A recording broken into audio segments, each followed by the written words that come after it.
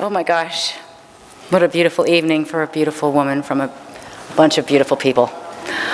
I really don't know where to begin because I too wrote a script, and like Jane, watching you tonight watch your work, which I know is very challenging, we want another whack at it. So I wrote some more stuff, and it just goes on and on because I'm here out of sincere love for Jane Fonda and what she means to me. So I will embark on this, and I may inject some of this. Edith Wharton said, there are two ways of spreading light, to be the candle or the mirror that reflects it. Jane, you are both. It is such a blessing to me to be able to partake in honoring you here tonight, Jane. It's a chance to thank you a bit for being the woman who has informed my life, our lives, with the courage and honesty of your tremendous spirit. And the fact that Jane Fonda has deeply touched a few billion people, I don't think that that makes it any less personal. Sincerely.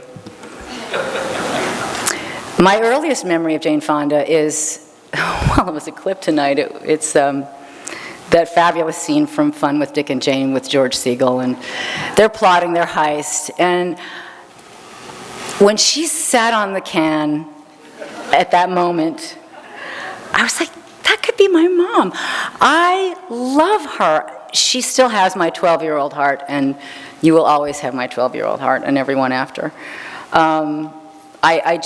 She brings a level of humanity, and it's coming from here, you know.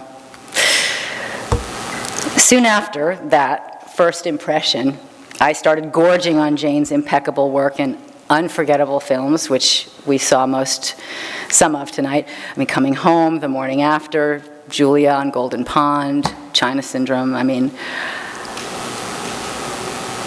I started to feel a real kinship with her, and I don't know what it was. Other people were feeling it too, and I think it's called vibing. You vibe somebody, and Jane has a lot of that. And it's a twofold experience, because at once I felt high, literally like high. Like when I ever did get high later in my life, I was like, that's that feeling I had when I was watching Jane Fonda's work. You just are elevated into another level of comprehension. And also as if I were sitting in her lap while she was telling me the most important things that I could ever possibly hear. Jane has that effect on me. She stirs our soul because we can feel her from the big screen, witnessing her break through her own discomfort, forging an intimacy through her characters, almost against her will. I feel that Jane's tears, when I see them, they come from a place that seems to me like awe, because she's getting to know herself. And each offering of herself to us feels as if it's its own sacred confession. Recently, during promotional requirements for a movie, I was asked who Wonder Woman is to me. What do you think my answer was? Jane Fonda. Hell yeah. To me, Jane is the most generous journey woman in her craft, certainly, but also in her life as a leader for the healing of humanity and the earth, and through her passionate activism. It is a joy to celebrate you, Jane. A deep, profound, almost sacred event for me personally, selfishly, because your sublime excellence in film and us celebrating you here tonight, and especially your latest indelible performance in Youth, and congratulations on that. You keep on expanding the path for women in film, of course. God bless you for that. Oh. But if I can paraphrase a bit, and I only have a few more cards to go. In describing herself, Jane has said that she endeavors to, quote, understand what her life means, to put it in a way that it can be meaningful to other people, and that's the gift she would like to leave behind. Quote, the strangeness of my life is the most important thing about me. more than any particular part of my work. Jane, your gloriously strange life and your God-given artistry have clearly colluded to create genius. You connect the dots, man. You are not a mere star, you are a fucking constellation. Boats, people set their chart by you, and I think you know it. Your formidable empathy is your superpower.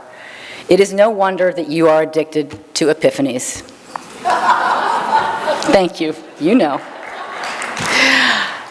Okay, when you were youth, you were a person who gamely went there and became Barbarella, and you learned well what it is to internalize sexism.